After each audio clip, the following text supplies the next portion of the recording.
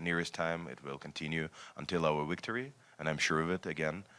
We'll operate and we'll find a resource and reinvent the model to make it more sustainable. But what I want to mention also, that the Western world and our partners from the civilized world from many countries, including like East and South or whatever, they have now to make their decision. Either to send us tourniquets forever or to send us weapons now. Because what my health and safety experience shows that prevention is always better than management. If you prevent the injury, you do not have to deal with it. And non-medical aid, not the best doctor, if you would say send us the best Switzerland doctor or the professor, will save as much lives than the peace agreement, which only would be possible when Russia will be defeated. And I wanted to show you this helmet. It's a helmet from the volunteer who mobilized to fight Russia. So he wasn't about to fight Russia actually, because I don't believe he cared. He was about to protect his house. Whenever we're about to attack any country, we're fighting on our ground. It's important to understand. So we can have the best helmet and the best medicine and the best doctors. We train them really well now, but it will never save lives as effective as the peace agreement. And the peace agreement, without the destruction of the world order, rule-based world order again, is possible only with the defeat of the aggressor, not with like relaxing the aggressor, not with like protecting the face of the aggressor, but with defeat. That's why I am, as a person who really loves peace, who enjoys my peaceful life. I'm listed to Forbes Europe, I'm listed to Ukraine. I really love my life, okay? So I don't want the war to continue. Yeah, to understand my motivation. I'm telling you now that that's the only option. And I'm sorry to tell that, but that's the only truth. And I want you to see this from the other side, right? So this is penetrated. I mean, you will never have enough of the protection, but the full prevention of the war. We failed to prevent it, but we still have the war every day. So it's never too late, right? But every day we're running out of people, of equipment, of everything. So make the decision. We're sending tourniquets forever. We're sending weapons now. Evgenia, you wanted to I just wanted to jump in and support what Feris said, because when we are speaking in our panels about humanitarian crisis, this humanitarian crisis was not caused by a flood, by a tornado, by, I don't know, something natural. It was caused by a country called Russia, with a dictator called Putin, who brought troops into our country. We're a peaceful nation. We don't need an inch of Russian soil. But if someone comes to our land, we will fight. We will fight until our victory. And the only way to stop these atrocities, to help the people who are wounded, who are hungry, who can't, kids. I mean, I have 8-year-old kid. During the night, she has to go to the basement because we have air alerts. And at 9 in the morning, she turns on her laptop and go to online schooling. That's, the life. But she's relatively safe. And today, an 11-year-old girl from Donbas region died because of Russian bombs and shelling. And she's the 233rd child that was killed by Russians in this war. And we have to stop it and to kick out the aggressor from our country. I will say, as someone who watches the humanitarian response system very closely, it's very rare to hear when you ask someone what are the humanitarian needs for them to respond, send us weapons. So this is a very different kind of dynamic than we're used to hearing with aid agencies that insist on neutrality and not being part of the conflict and not taking sides. But I think actually one that the international community often forgets is at play. Roxolana, I just want to come back to you on some of the wider implications of this crisis. Of course, it's been devastating for Ukraine, but it also has global implications in terms of food production and wheat supply. What do you think needs to happen in order to avert that kind of a global food crisis? Well, I will not be original. It all comes back to weapons. But there are other ways, of course. We do talk in the world, and it's like the global topic today, the food security, and that the Economist was out last week with the cover that the world is on the actually fringe of mass hunger because of Russia attacking Ukraine, because Ukraine is world's largest producer of grains and food, and the countries in Africa and Asia are very dependent on Ukraine in terms of export. And what Russia is doing right now, they are causing humanitarian crisis not only in Ukraine but also in the world, and they are doing that deliberately. Russia wants the world to suffer from hunger, from poverty, and from every possible thing, every worst thing that you could imagine. And they are doing this mainly by blocking Ukrainian seaports right now. The harvest that Ukraine collected last year, it is blocked in the ports of Odessa, it is blocked in Berdyansk, it is blocked in Ilyichovsk and other, which is Chornomorsk now, and other places, even in the places that are not occupied right now by Russian forces. The Russian warships are on the raid in front of these cities, and they are not allowing any commercial ships to go to these ports to collect the harvest, to collect the grains and bring it back, bring it to the other places. There are a couple of ways how the world could respond. We were talking about a lot with different trade organizations and with UN as well about the ocean, the kind of operation that was used in the Gulf of Aden, the Ocean Shield operation, when the NATO convoys were going with commercial ships to the ports to load them. It is one possibility, but also the another possibility is always providing heavy weapons and anti-ship missiles for Ukraine so that Ukraine could protect its own ports itself. It could go hand in hand together, it could be done separately, but it is important to understand that we must do something right now because the situation is decreasing, it's getting more and more severe, apart from the seaports, we also have a huge problem with the fuels because Russia is deliberately bombing the oil refineries in Ukraine, destroying them so that Ukrainian farmers could not sow the grains this season, so that there will be no harvest at all next season if they don't do that. And that would be the ideal situation for Russia. In the world would be forced to buy Russian grain. Well, if the world wants to buy Russian grain, I'm sure they don't. We have to respond right now, and we don't have that much time now. We're speaking, seaports is one thing, but we're also speaking about humanitarian aid in terms of fuel, because while the Ukrainian market was very much dependent on Russia and Belarus in terms of importing the diesel and petroleum, while the commercial market is shifting towards shipments from Europe, we have to work on the shipments from also public reserves from the West, from the European countries and from the US, because the situation is quite urgent and we don't have time. We don't have time to wait while the market will adjust on itself. You talked about fuel. I'm going to put aside the weapons for a minute. Coming back to the actual needs, I mean, what we often see in crises is that people send all kinds of stuff. And in this crisis, that's not an exception. So like 10,000 pairs of women's leggings, endless boxes of pasta without fuel to cook them. I heard even of a truck full of brie cheese. So what is your message as a government in terms of how you'd like the international community to coordinate with you when they do want to be helpful? First of all, I'd like to repeat my message that we do have fully operational government and parliament and local councils.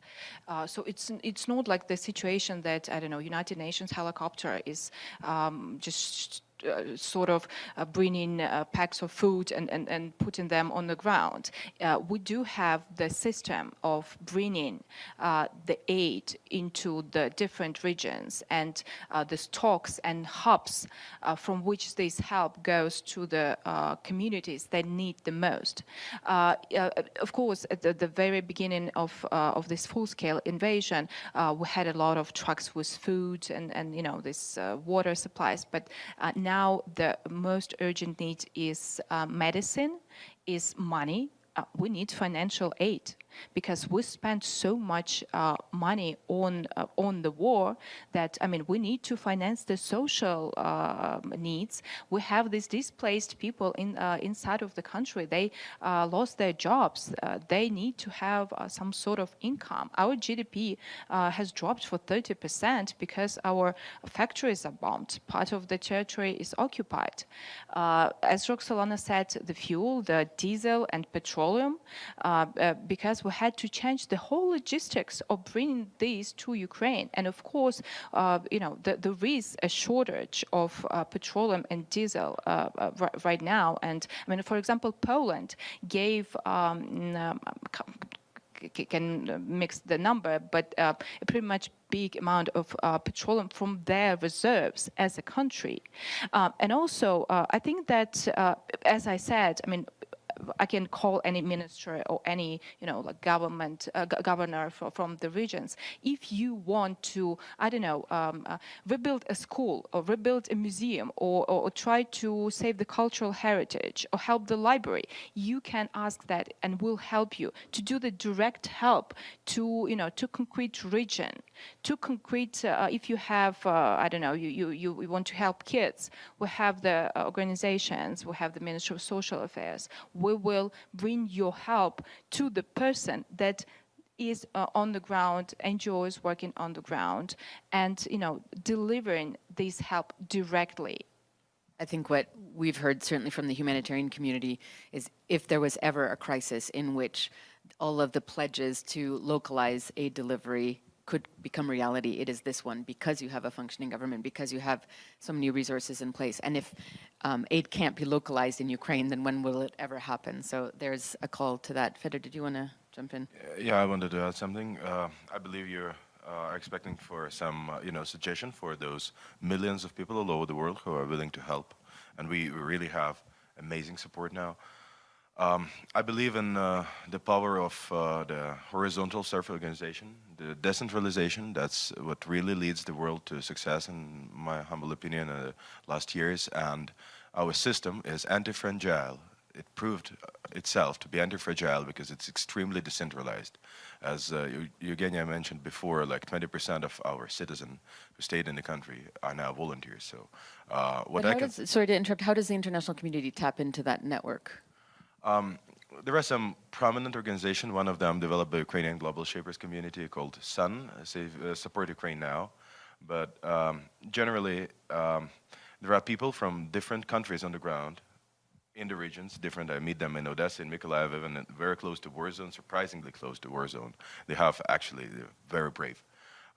And these people, they pick up the leaders from the small organizations and then support them, and they have amazing results. It might not look that sustainable that we expect it to be, but they're extremely efficient because these people know the situation on the ground. And we started our operations in Odessa, for instance, training military reserve there to move them back to combat and training the responders who responded to missile strikes. But then we had to move to Mykolaiv, and I traveled there, found a house, occupied this house, starting doing my operation, met some people, and then in 3 days I understood all the rock stars of Mykolaiv, Red Cross volunteers, rescue volunteers, international organizations. So what my suggestion is, if it goes direct, to support small volunteer organizations on the ground, especially Ukrainian, because these people they have amazing motivation. And thanks to World Economic Forum and international community, we now have this organization having its voice on international media. So if you are reading Financial Times or Bloomberg or something else about the organization of 30 people, 300 people, not the huge one. Just Google them, support them, and you will have a lot of appreciation from them. You will have amazing results from them, and you will contribute. I'm not having anything against big organizations, but this irregular warfare means that smaller sometimes is better, and the flexible is better. I'm sure of it. You know that the flexibility is the crucial for efficient response on humanitarian, especially humanitarian, not wartime issues now. Roxolana, last thoughts. I think I want to second what Fedor said. If you are donating personally, donate locally, donate to small organizations, because they are the most efficient and often the most reliable, and less money will go to the bureaucracy of the big organizations. But I also would like to appeal to the governments of an intergovernmental institution and international organizations about our needs. Very quickly, we need fuel, well, we need weapons, that's we already established, but also we need fuel, 300,000 tons per month only for diesel. We need ambulances, we need fire trucks, we need temporary housing facilities, because Russia destroyed 38 million square kilometers of residential buildings, and we need demining facilities for newly liberated towns and regions. Thank you. I just want to end with Yevgenia, if you could give us very briefly thoughts on the longer term. We've talked a lot about immediate needs. Longer term, what are you thinking in terms of what needs to happen? As we all said, victory of Ukraine needs to happen. And then the sustainable peace cannot be without justice. We need to bring all of this, soldiers and their command and up to political command to the responsibility.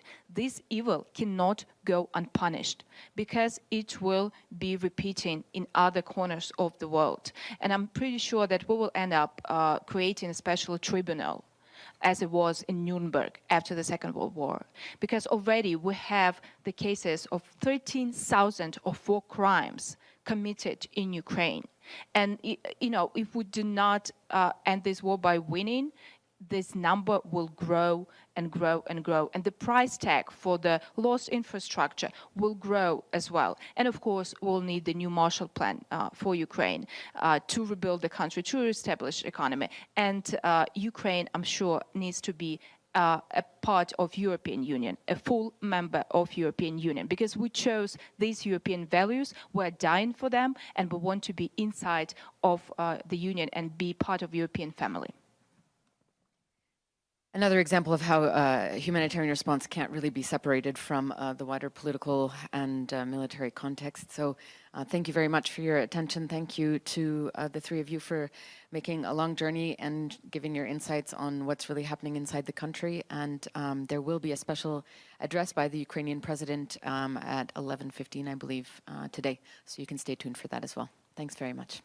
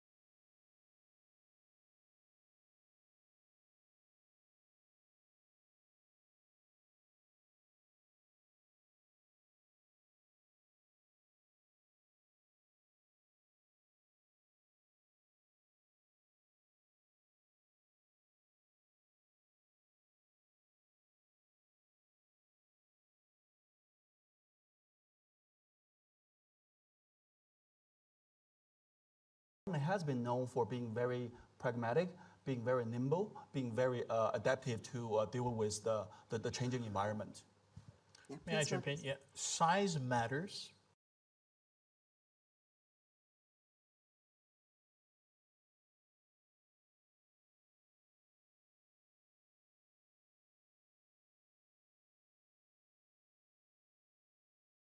Not what we see in China. Last year, for example, I remember President Xi Jinping arguing that China would, for the next decade, import $25 trillion. That's openness to globalization, welcoming FDI at the levels of that China is welcoming right now and setting up those partnerships. That's openness to globalization. So if you have one of the key players in the global economy steadying the course and being open to globalization, I think this is a very positive message to be sent out. Thank you. So size matters, but plus the right attitude, which is openness. To globalization. To globalization, yes. And that's wonderful discussion, really insightful. I enjoyed it a lot. But before wrapping up, I want to give each of our panelists a scenario. If you are invited to give one piece of advice to a specific person, what would you say? I'll start with Marcos.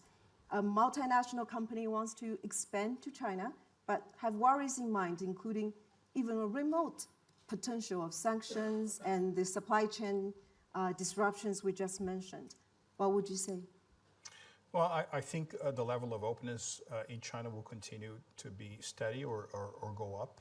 And I think one should have in mind two things. Yes, scale will continue to be extremely relevant, but the sophistication, and this is something our colleagues here of the panel have alluded to, the sophistication of the Chinese domestic market is going to be a constant over the next couple of years. More and more value addition, more and more sophisticated industrial and financial products will be the way to go when you are thinking about China. Yeah, scale and sophistication. And then move on to John. Let's say, I'm sure you asked them many times, if a US investor come to you and what should look for the next opportunity in China, what do you think he should bear in mind, he or she should bear in mind?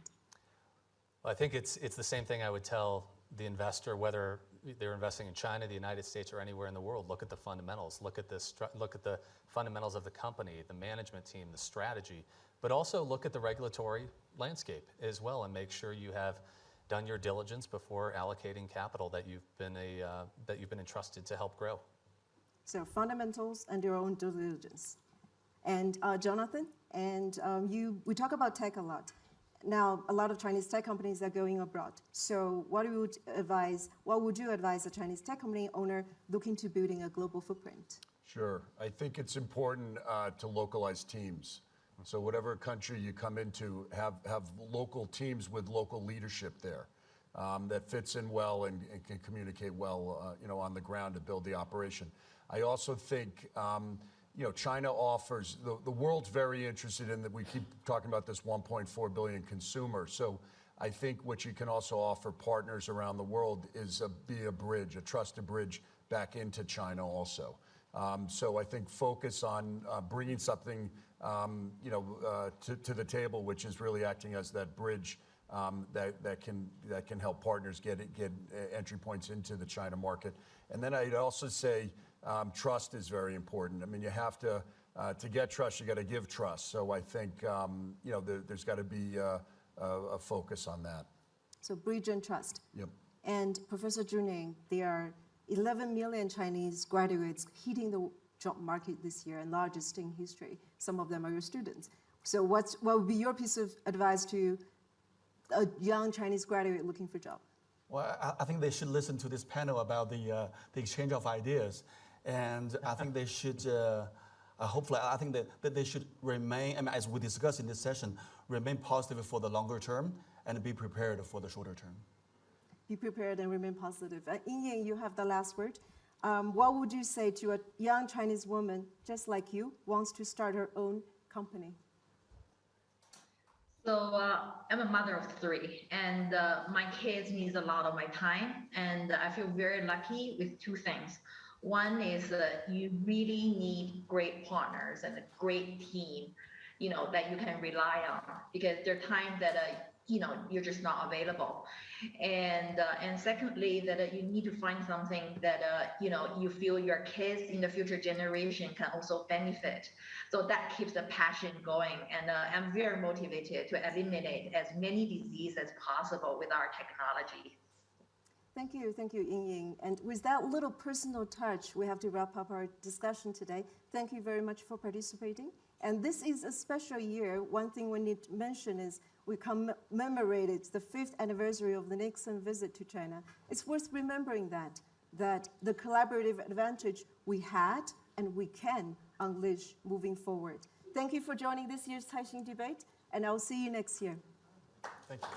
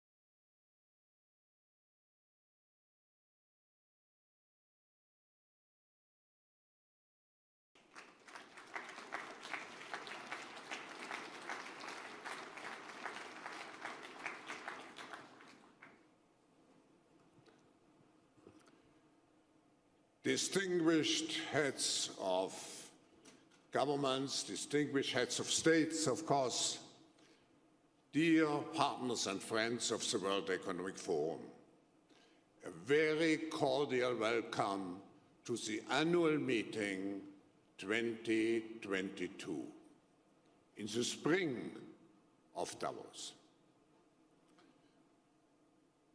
We are very glad to be together again in person. And of course, we have a very rich program.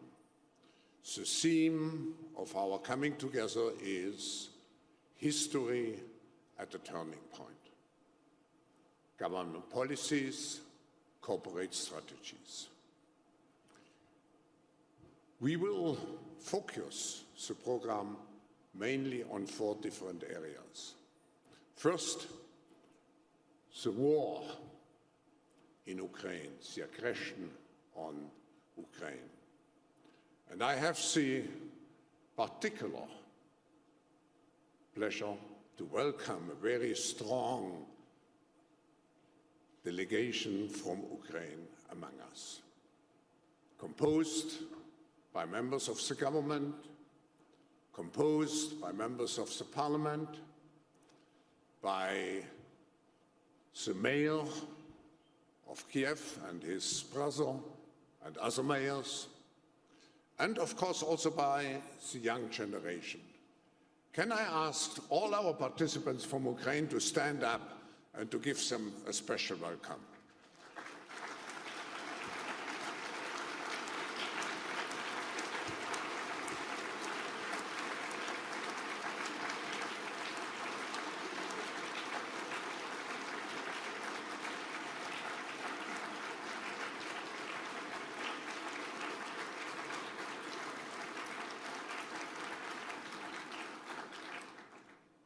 This war is really a turning point of history, and it will reshape our political and our economic landscape in the coming years. But we also are at the tail end of the most serious health catastrophe of the last 100 years, COVID-19, and we have to reinforce our resilience against a new virus possibly, or other risks which we have on the global agenda. We also have to address urgently the issue of climate change and all the other issues related to the preservation of nature. And finally, we look at the future of the global economy with great concerns. Too high inflation, too low growth, too many deaths. But what is particularly worrisome are the consequences, such as falling back of hundreds of millions of people again into poverty and possibly tens of millions of people dying of hunger. We have to be really concerned about those issues, and that's what we want to do here during this meeting. So how can Davos contribute to improving the state of the world?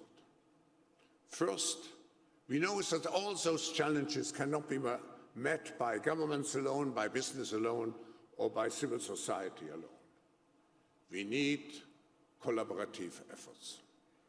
And the World Economic Forum here, Davos here, you here, I think it's the most impressive community for global cooperation.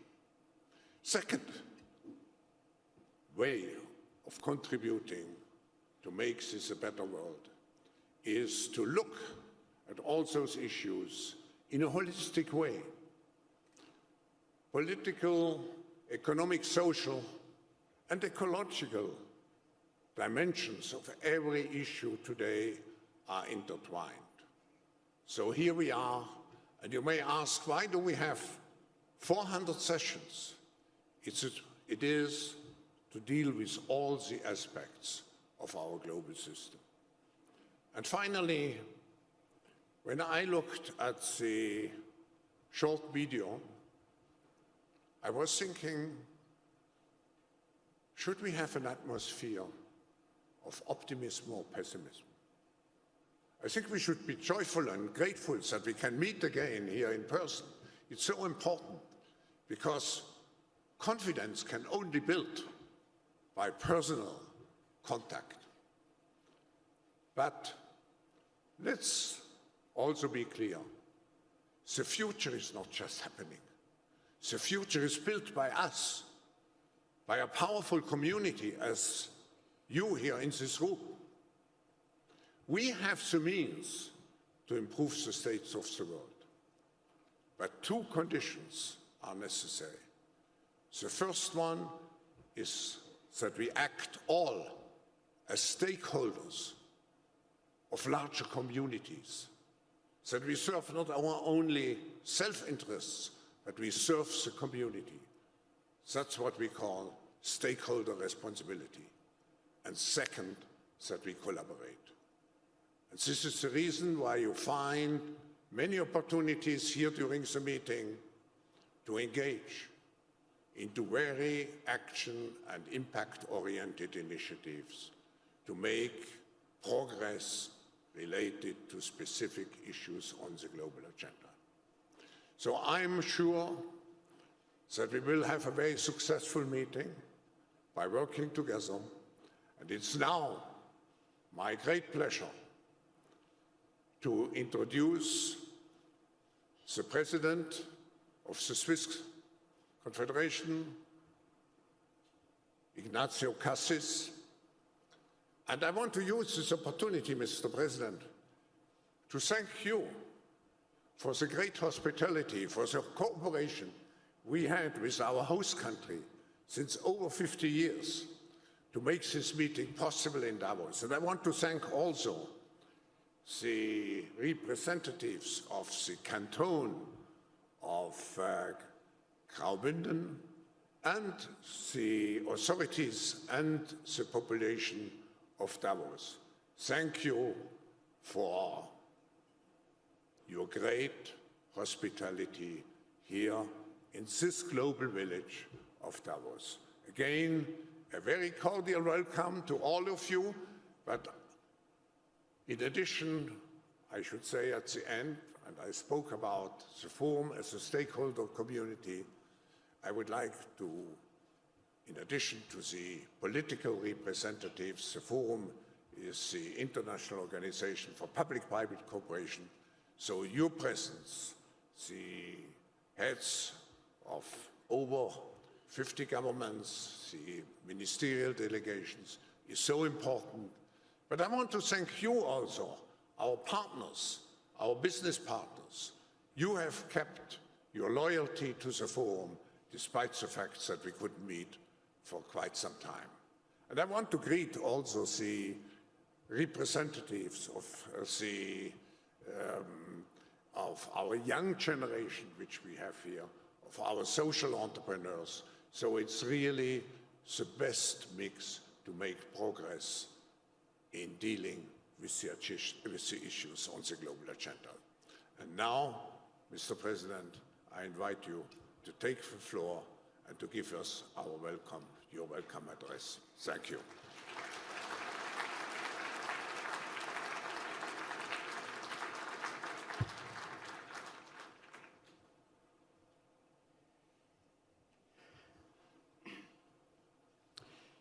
Sehr geehrter Herr Professor Schwab, sehr verehrte Frau Dear Professor Schwab, dear Mrs. Schwab, Excellencies, Excellencies, ladies and gentlemen.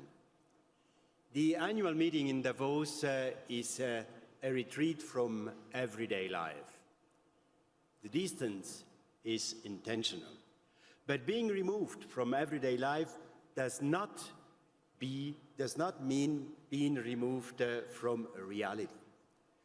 By withdrawing, we give ourselves the time to think, and in return, the possibility of being rewarded with fresh solutions. This is why we are here. My heartfelt thanks go to Klaus Schwab, the Spiritus Rector, as well as to the organizers. And of course to you, thank you all for coming. For many, the past few decades, have been decades of hope. Hope that the order established after the Cold War would endure. There were setbacks, of course, but overall, things were looking up. Open world markets and technological progress generated prosperity for hundreds of millions and provided a boost for more democracy, freedom, and stability. States, the economy, and the public believed what states, the economy, and the public like to believe, namely, that things will carry on as they are. This deceptive foundation of apparent security induces us to underestimate our own vulnerability.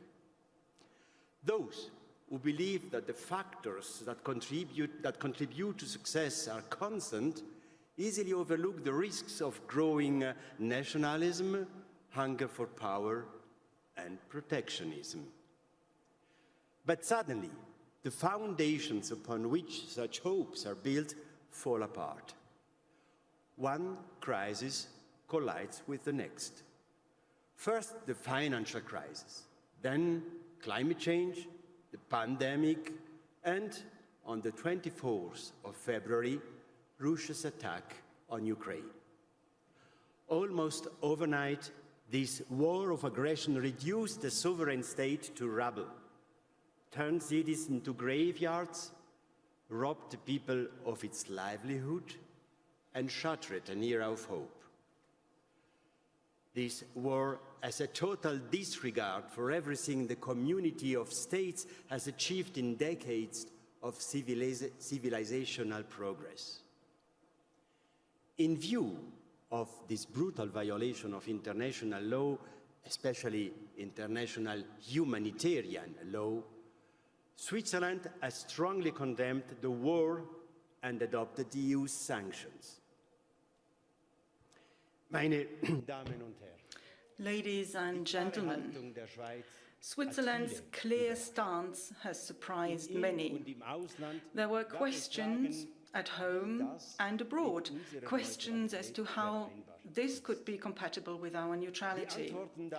The answers to these questions are important, especially in a situation of geopolitical turmoil. So, why did we take this decision? Democracy must be stronger than tyranny. International law stronger than submission. Law stronger than power, and self-determination stronger than oppression. There can be no neutral attitude towards the brutal violation of fundamental values, which are also our values. For these values, they stand for freedom itself. Passivity tolerates the violation of law and can play into the hands of the aggressor. And this is why Switzerland stands together with those countries that will not stand by impassively in the face of this attack on the very foundations of democracy. This cooperative neutrality is a reflection of Switzerland. Cooperative as a neutral country that works to strengthen its own and generally shared values. Cooperative as a neutral country that works towards safeguarding its own and collective peace efforts. Cooperative as a neutral country which is committed to a rule-based and stable security architecture that can only emerge on a multilateral basis. Neutrality, that does not mean standing on the sidelines. The political twin of our neutrality was and is solidarity. Switzerland's neutrality has never been rigid, but has always been evolving. For the world never stands still. Conflicts and their effects have become more international. Together means that thinking in larger terms is becoming more important. When our democratic environment is threatened and internationally agreed values are shaken, Switzerland too is threatened, and that is what we are currently experiencing. Our room for maneuver is limited by the law of neutrality. On the basis of the Hague Agreement, the following principles are applied to Switzerland. There are 4 principles: no participation in wars, second, international cooperation, but no membership in any military alliance, 3, no provision of troops or weapons to warring parties, 4, no granting of transition rights. History shows that wars always have their aftermath. When that time comes, Switzerland is ready to act as a mediator to facilitate talks and create platforms so that they may take place. Last July, the 4th Ukraine Reform Conference took place in Vilnius. The aim of these international reform conferences is to support Ukraine in the areas of democratization, decentralization, and modernization. The 5th conference, organized by Ukraine and Switzerland, will take place in Lugano, Switzerland, in early July this year. But this time, it will be a recovery conference. Because when the war is over and the weapons fall silent, all our efforts will be focused on rebuilding. The path to reconstruction and addressing the economic consequences of the war will be channeled through a broad-based political and diplomatical process.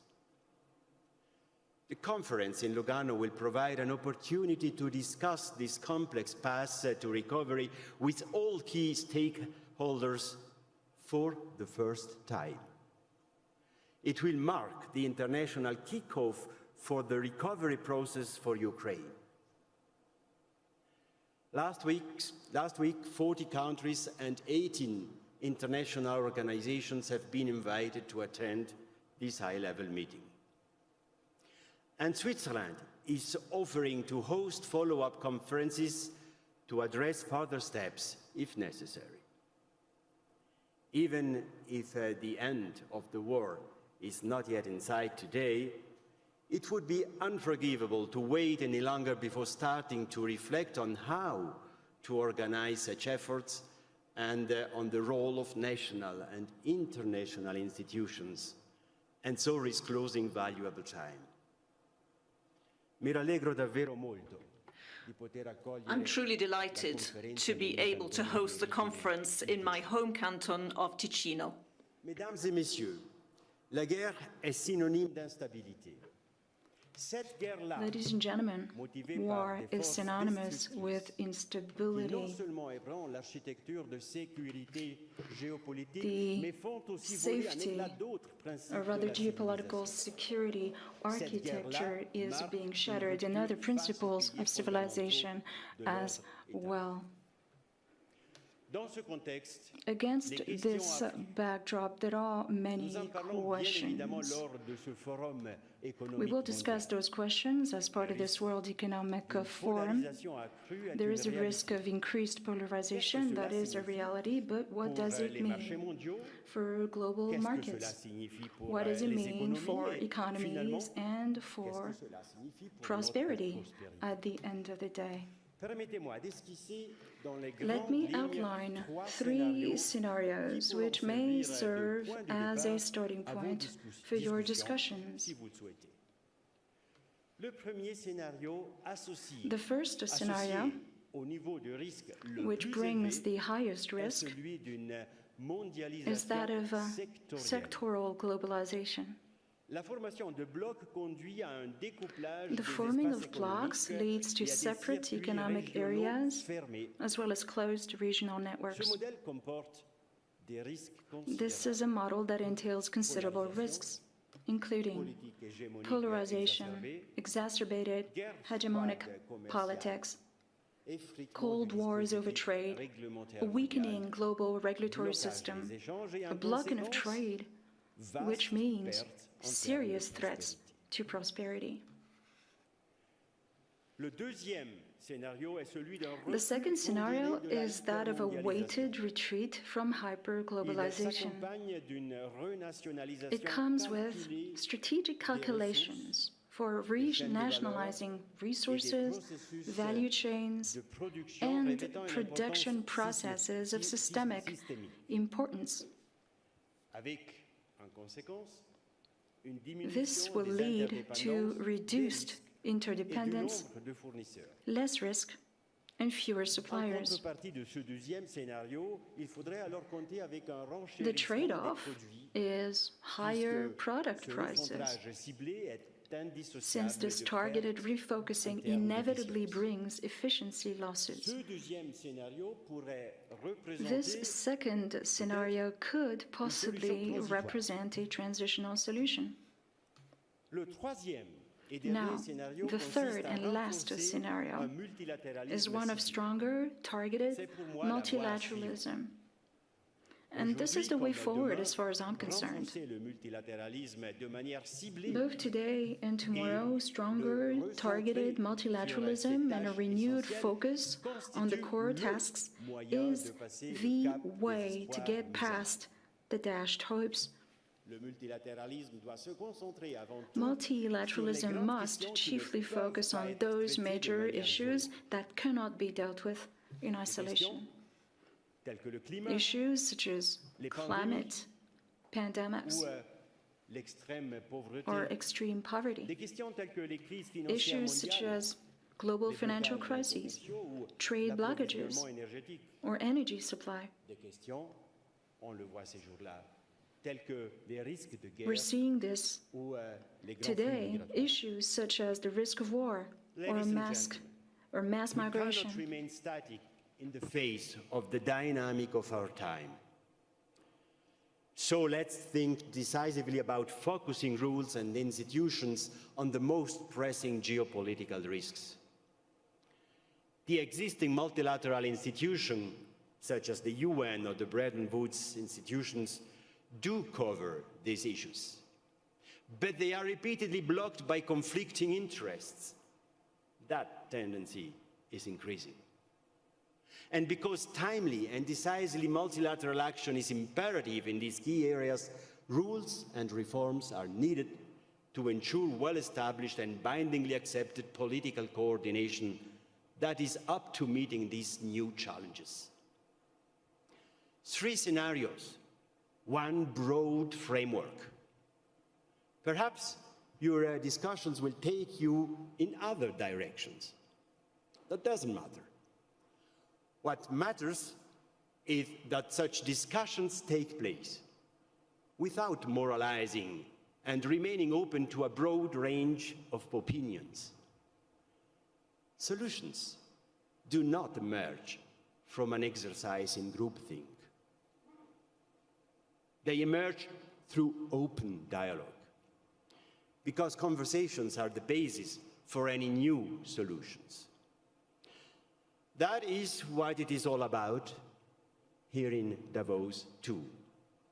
Vi ringrazio e vi auguro. I thank you, and I wish you lively and fruitful discussions.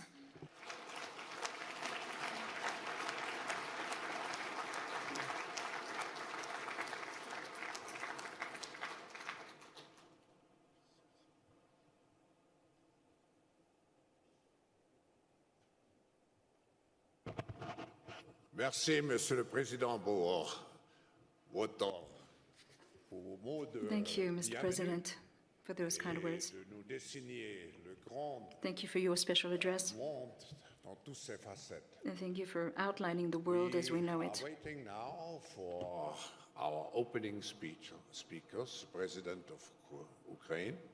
So I ask you just to have patience for a moment.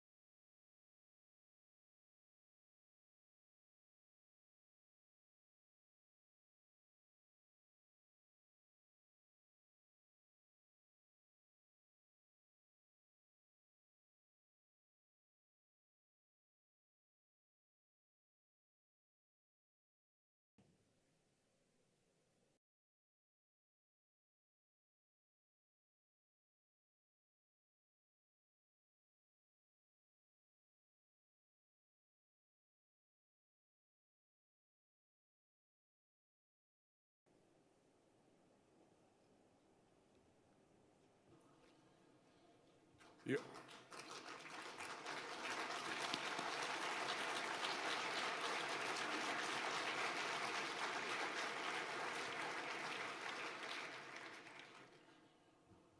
Your Excellencies, ladies and gentlemen, it's a great pleasure to welcome to this opening session Volodymyr Zelensky, the President of Ukraine. Tomorrow marks 3 months when, on the 24th of February, Russia began an unprovoked and unnecessary war against Ukraine, an act which has cost thousands of lives and has caused 6 million Ukrainians to seek refuge abroad and displaced over 8 million people with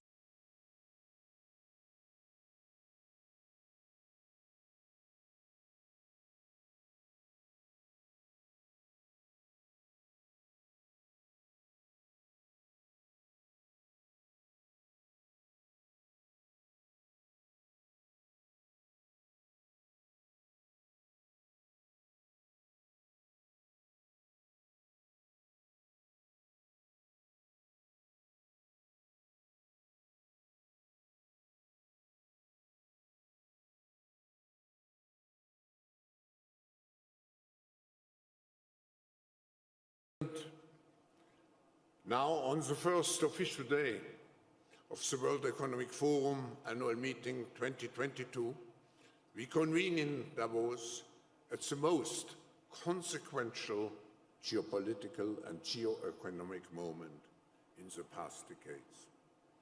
Mr. President, we have all seen the leadership, your courageous leadership. We are eager to hear from you on what lies ahead for your country and its people, your vision for peace in Europe and the international global order, and how we can assist you, because everybody of us is affected by what's happening in your country. Mr. President, the floor is yours.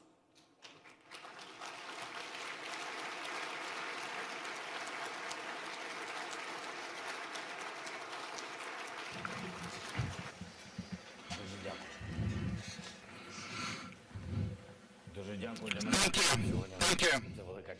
It's a great honor for me, Mr. Chairman, Professor Schwab,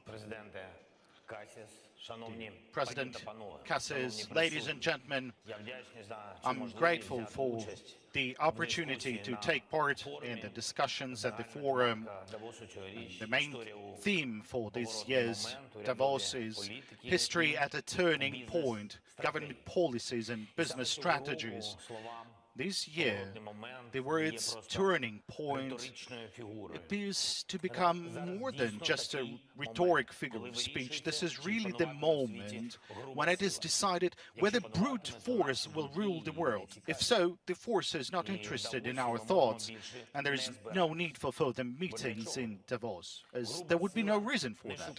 Brute force seeks nothing but the subjugation of those it seeks to subdue, and it does not discuss, but kills at once.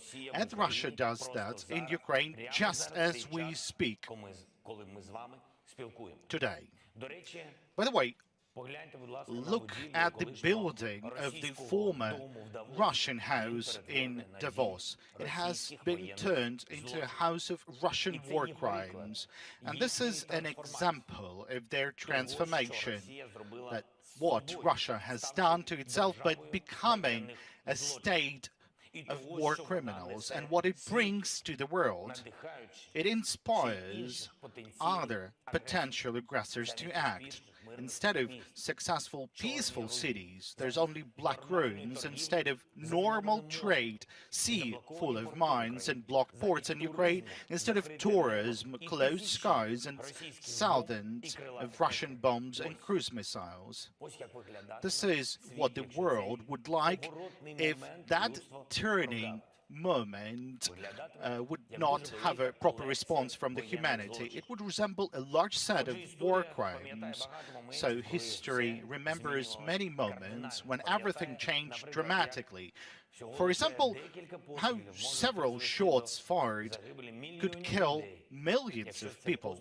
If those shots were fired on June 28, 1914 in Sarajevo, history remembers how much grief one person can do if it can see, it can understand that it's not been properly resisted, as it was, for example, in 1938 in Munich. Some historical twists and turns were noticeable, some not, but we always had to respond to them, trying to prepare for other historical upheavals so as to mitigate the possible consequences, or trying to heal the wounds out of catastrophes that followed one or another historical twist.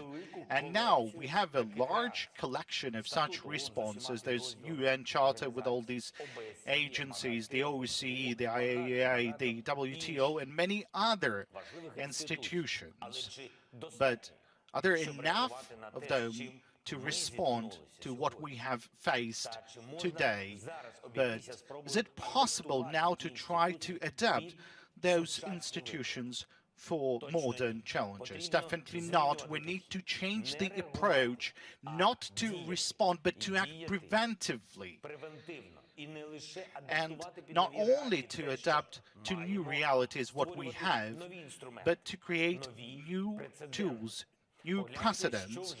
Look at what Ukraine has already done. We have established a historical precedent for courage. We didn't listen to those who said that our defense would not hold longer than just a couple of days. We have stopped the Russian army, which was called the second largest in the world, at the cost of heavy fighting, at the cost of thousands of lives. We are gradually pushing the occupiers out of our territories. But would we have to do that if we were hard last year and a full range of sanctions would be applied against Russia preventively that could knock down any aggressor? I'm sure the answer is no. Preventing war could be guaranteed should the sanctions of the world would be preventive and not just imposed as the response. Ukraine has set another precedent in the 3 months, a precedent for the unseen unity of the democratic world around the emotions of genuine admiration for Ukrainians' courage and around the understanding that you would need to fight for the freedom. And now hundreds of millions of citizens in democratic countries are putting pressure on governments and companies to make sure they would limit or restrain their relations with the aggressor state, with Russia, and instead to help the people who was under attack. But this is happening only now.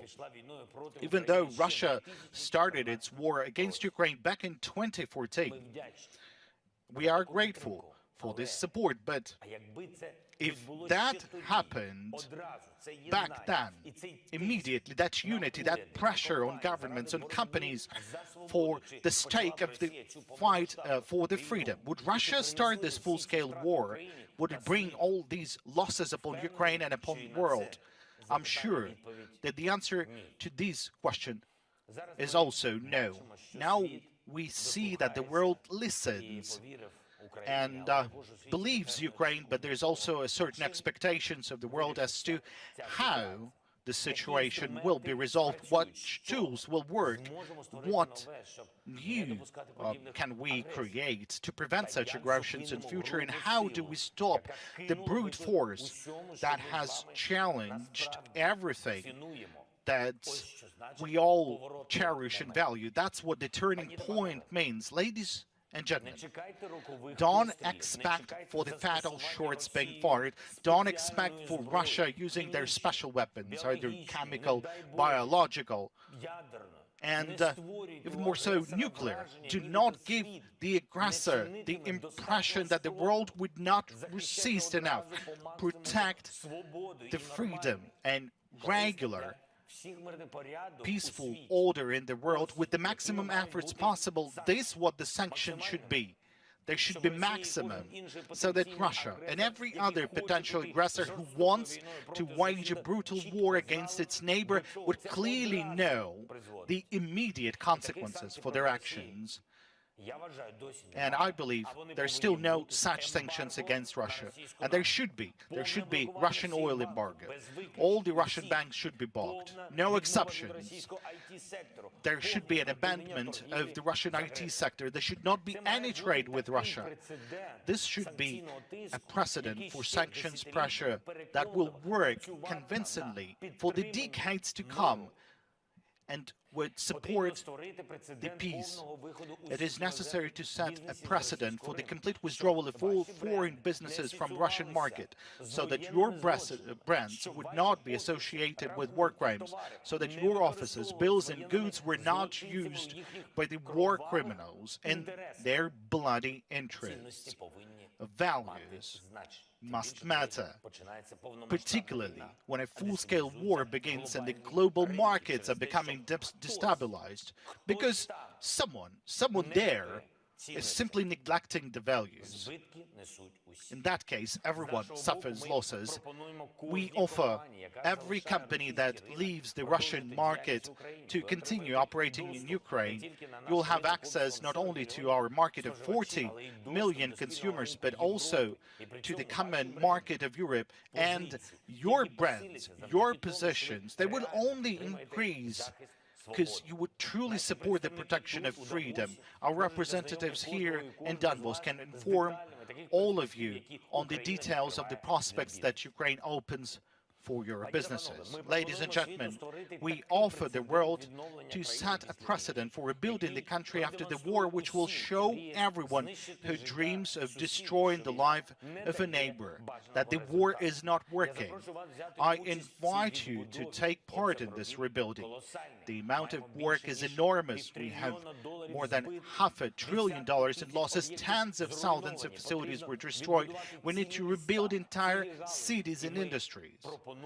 And we offer a special, historically significant model of rebuilding when each of the partner countries or partner cities or even partner companies will have the opportunity to take patronage over a particular region of Ukraine. It could be a city or community or even an industry. Britain, Denmark, the European Union and other leading international entities have already chosen a specific area for patronage in rebuilding. And thanks to this model of relations, the post-war rebuilding could be fast, could be efficient, and could be of high quality. And this would not only allow to attract the best specialists, architects, engineers, builders, developers, managers, and others, but it will also be the largest in Europe since the World War II. It will become the largest opportunity for an economic way forward, and I hope that at the beginning of the international conference in Lugano that was mentioned by the President Kassis, it will be held in July this year, dedicated to the post-war reconstruction of Ukraine. All of our partner countries and most of the leading companies of the world will come up with their own packages of proposals. And taking this opportunity, I would like to extend words of gratitude to Switzerland for organizing this conference and supporting our efforts. I would like to note the efforts of Ursula von der Leyen, particularly her proposal to establish a platform for rebuilding and reconstruction that would be managed jointly by the European Commission and Ukraine and will allow to direct the European Union resources to restore the normal life in our country. But the list of the new precedents that we need would not be complete without a few more decisions. There has to be a precedent for punishing the aggressor and for the investments in the peaceful life. The Russian assets, which are scattered in different jurisdictions, must be found. There has to be seized or frozen, and then they should be allocated to a special fund that would be used to help all those affected by the war. Of course, this is not easy, but after that, there will be definitely no motivation of every aggressor to do what Russia has done and what it continues to do. If the aggressor loses everything, then it definitely deprives him of any motivation to start the war. Let's move on. Any response to the mass famine is too late by its definition. The famine should be stopped only preventively, when it's not yet started. But now the world simply has no tool like that, and we propose to establish the Organization for Responsible and Democratic States, exporters of food products who can act with respect for human rights and global trade rules. The motivation for us is very simple. Whatever the turning points they are in history, the humanity should have a tool to protect itself against the hunger, and Ukraine is ready to provide a platform for the activities of this new organization, which is definitely an important one. And one more aspect, this war of Russia against Ukraine convinces everyone that support to the country under attack is the more valuable the sooner it is provided. Weapons, funding, political support, and sanctions against Russia. If we would have received them by 100% of our needs at once, back in February, the result would be tens of thousands of lives saved. This is why Ukraine needs all the weapons that we ask, not just the ones that we've been provided. That is why Ukraine needs funding. That's at least $5 billion per month. And all the funds that we need for rebuilding our country. This is why we have established a fund for rebuilding Ukraine called United 24. And we call upon everyone to join this platform. For each and every donor, we will have a specific proposal how to help and where to allocate those funds, where are those priorities. The targeted nature of our work is the absolute priority. And then, under this brand, United 24, we propose to establish a global structure that can, within 24 hours, can provide sufficient support to any country that has suffered or faced a military attack, a natural disaster, or a pandemic. So we offer a new format for security guarantees based on what we have faced, what we have went through. And there must be something that sets a precedent for a timely assistance to everyone who needs it, to save lives, to save social stability, all the necessary elements for a normal economy. For example, something like a 911 service. There has to be similar service that is called United 24, which would guarantee the security on a global scale. Ladies and gentlemen, a man whose name is still well remembered, George Marshall, said the following back in 1947. He said, our policy is not against a country or a doctrine, but against hunger, poverty, despair, and chaos. Its goal is to revive a functioning economy in the world, to allow the emergence of political and social conditions in which free institutions can exist. These words are relevant even today. My proposals are all the same, they are designed to counter the hunger, poverty, despair, and chaos. And of course, the war, which is unleashed by the Russia, and which brings nothing else but hunger, poverty, despair, and chaos to many in the world, not only to us, to Ukraine, because guaranteeing peace and stability and security requires all of us acting quickly and preventively. We should not be afraid to set new precedents, and this is what the world should learn at various turning points to which it paid a high price. This was the price for the fact that the world would only respond but not to act preventively. So now we can do it differently, finally, in the correct way. Thank you for your attention. Glory to Ukraine.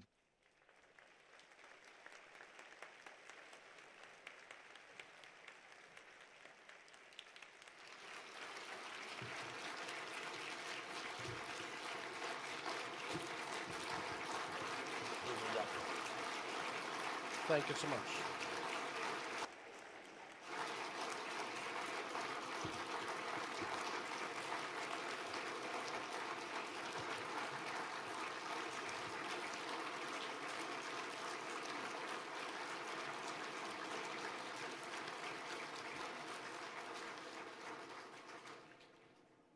Thank you, President Zelensky. You have shown us the magnitude and the complexity of the issue and what is actually at stake. Mr. President, if I may have still two questions. The first one is the following. What is your dream? How do you see Ukraine in the future? What is your vision for Ukraine in the future?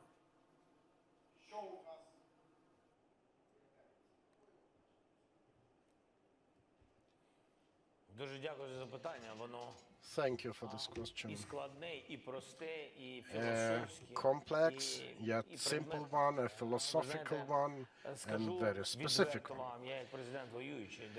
Just to be frank, I'm myself being the president of a state at war. We already are thinking what is the Ukraine of today. Because every morning starts for me with getting the number of people who were killed in the past 24 hours. Unfortunately, according to the statistics, we've got 87 dead bodies, 87 victims today in Yasna, nearby Chernihiv, just today. So the future of Ukraine will be there, but without them. I would hate going into emotions deeply at this point, but I can tell you that our country is losing a lot today, every day.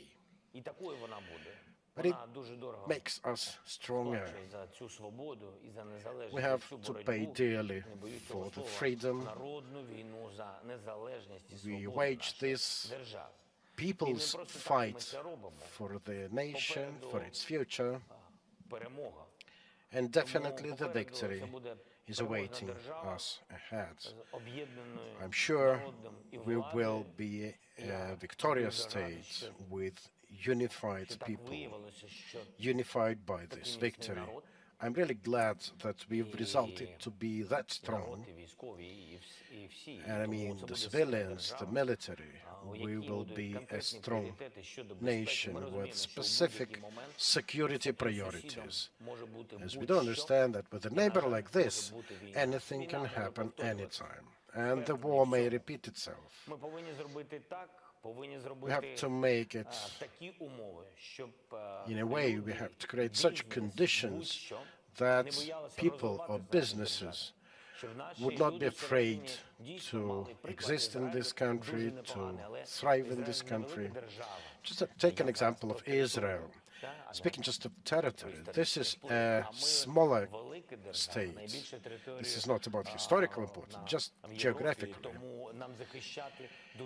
Ukraine is a bit bigger than that in Europe, and the task of defending our land is more complex. And the task is to create the most up-to-date defense system, to create the most modern multimodal defense and security system, to enter into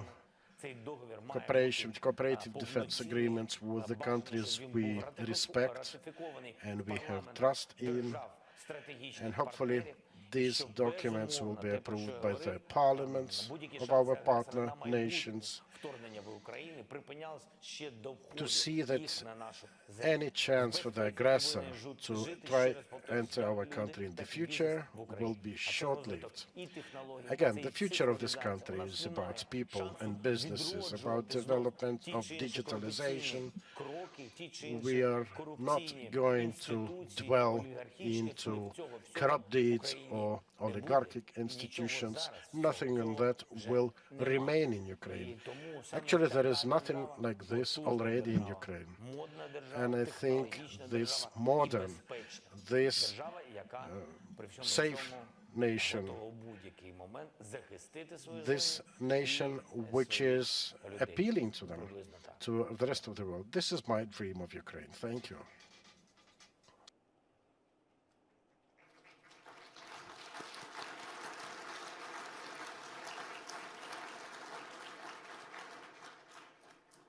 Mr. President, your country is playing a substantial role in feeding the world, if I may say so, and your exports at the moment of food products are interrupted. How can we help to restore Ukraine as a major, to fulfill its function, to be a major contributor in order to avoid a food crisis which would be so dangerous for all of us in the world and so painful?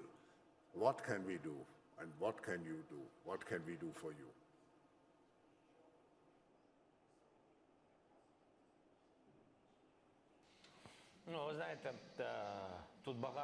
You know, lots of steps it might entail.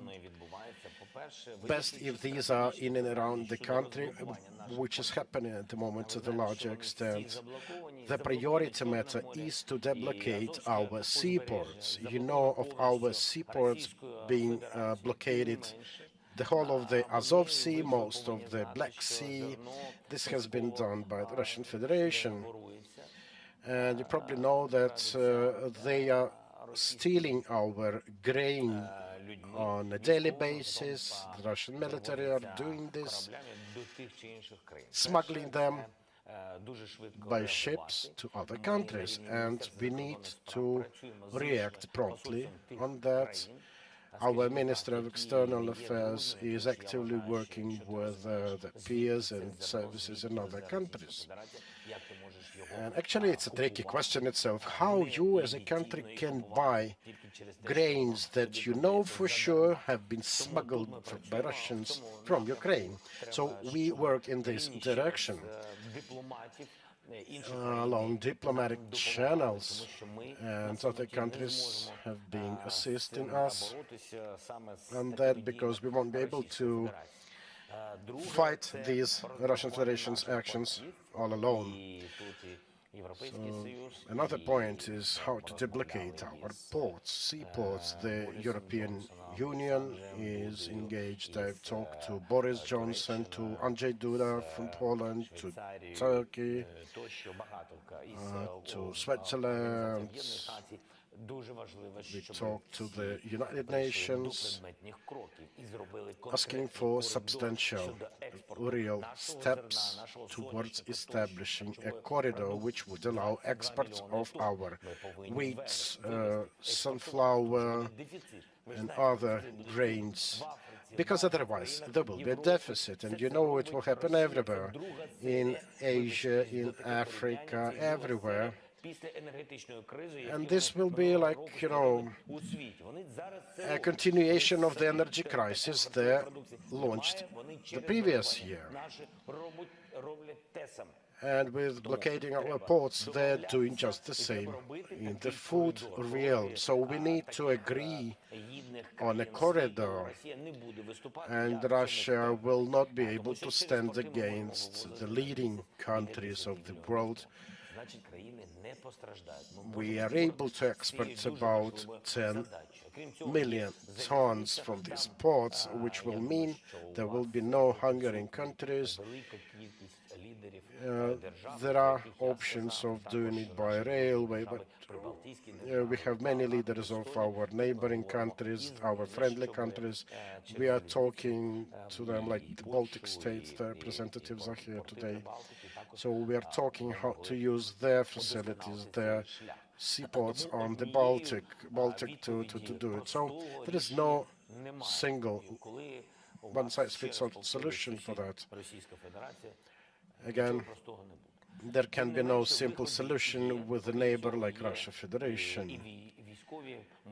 Well, there are also military solutions, how to deblocade our country, our land, our waters, and we are going to do it parallel to other efforts. Again, we need assistance from around the world for that. Let us not forget, the war is going on. You may not perceive it as being quite distant, some 1,000 kilometers from you, but this is still an imminent and immediate aggression.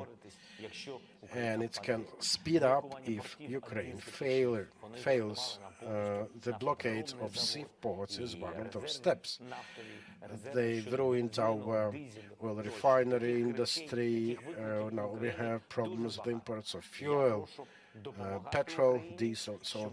So many challenges we have to face, and I ask everyone to assist Ukraine financially and not just in terms of financing. I've explained already today that we need to deal with multiple issues and challenges like food deficits in the world and in Europe, and we have to deal with Russia. But parallel to that, our national economy has to remain operative.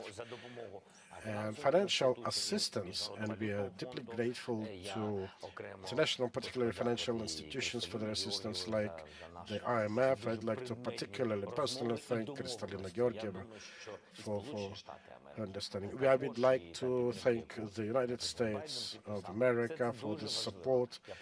Some of the recent packages have been recently signed by President Biden.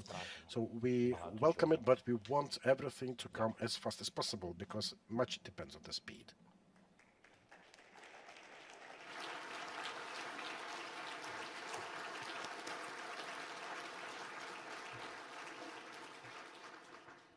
Mr. President, you have shown the situation in your country and how much our future depends on bringing a solution to the terrible fight you are engaged in against your will. Now, you have here, Mr. President, in the hall, more than 1,000 leaders from politics and business. If you had a personal wish to each of those leaders, and if you would address individually each of those leaders, what would be your message to conclude our session today? What would be your message to each of the leaders here? Your personal message.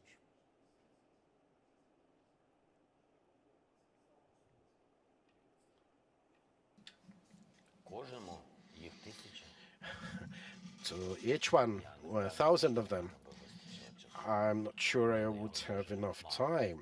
I'm really short on time. So I would rather say that, you know, Ukraine is short on time. No. I'm pretty much sure that no one has any idea how much time does Europe or the world has.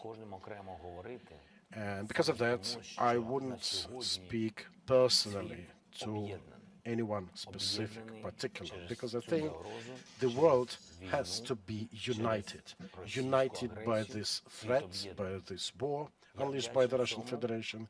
The world is united already now, and I am thankful to the world for this. I would only wish you not to lose this feel of unity. This creates this punch that the management of the Russian Federation fears the most. And, well, I do understand and know that each of you esteemed world leaders have your own range of priorities and issues, and each of you has a country to look after and think about. But I'm also thinking that we risk losing those values, the ones that we are fighting not to lose in Ukraine. I would wish that every one of you wakes up in the morning with this feeling in the head, like, what have I done for Ukraine today? Thank you.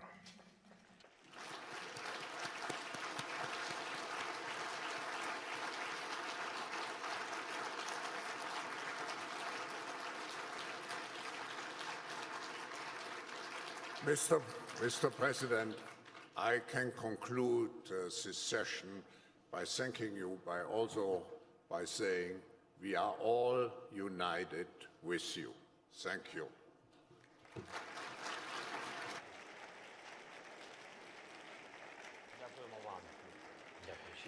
Thank you so much. Have a nice day.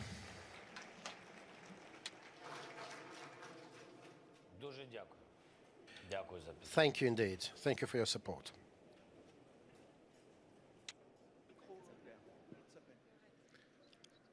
Ladies and gentlemen, please stay seated for our next session, Spirit of Resilience, Ukrainian Voices. Thank you.